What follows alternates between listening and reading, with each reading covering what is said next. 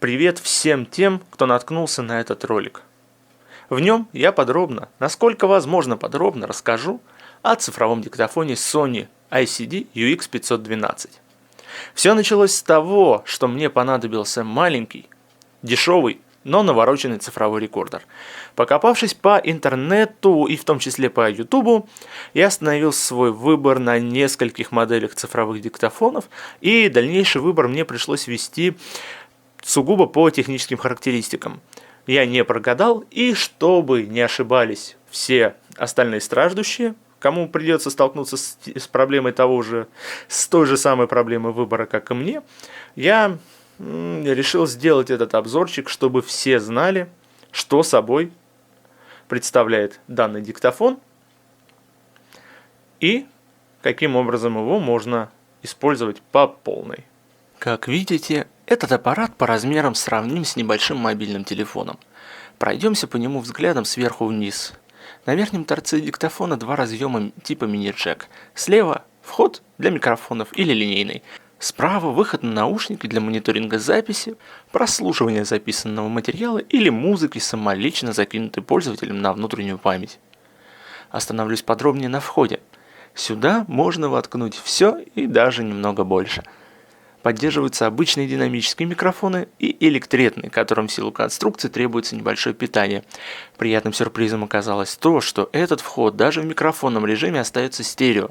Таким образом, если найти, купить, спаять не особо хитрый переходничок, то можно смело записать двух собеседников, говорящих каждый в свой микрофон, на отдельной дорожке.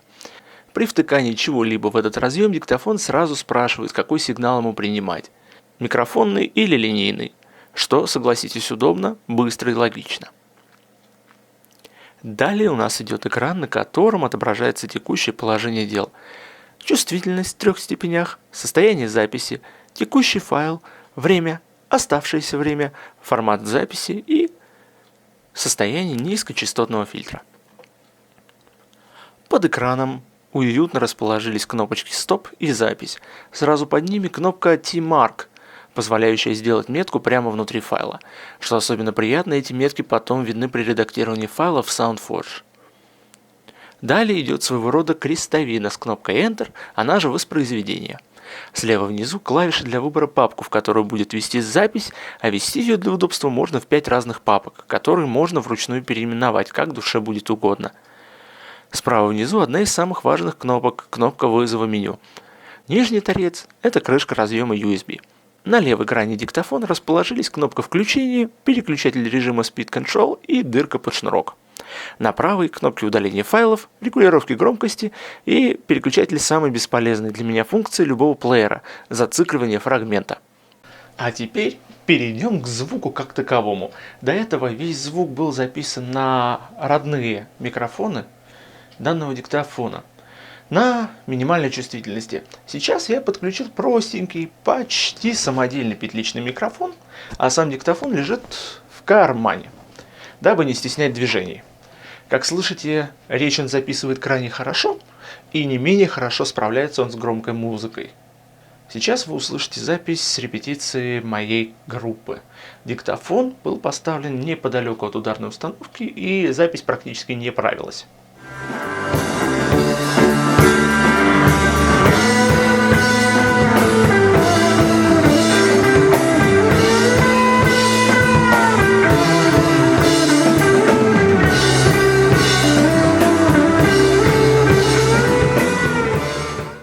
Итак, вы прекрасно слышите, что частотный диапазон диктофон отрабатывает просто на отлично.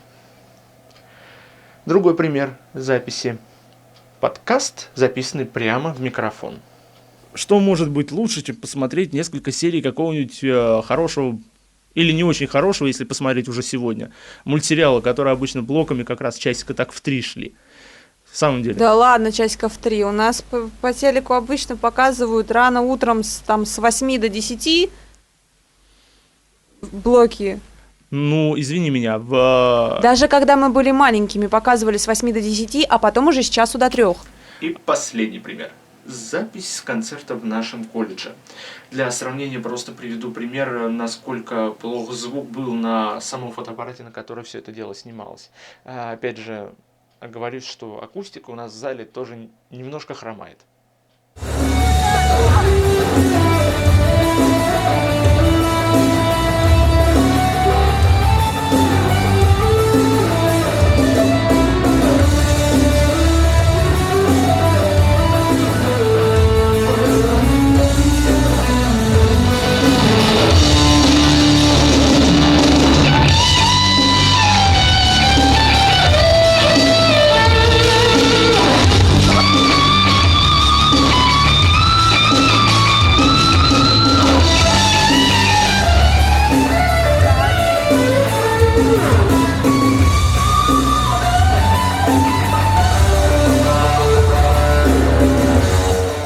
В общем и целом, обработка этих записей практически не велась. Никакой эквализации, никакого шумоподавления, только небольшая корректировка уровня и такая общая компрессия.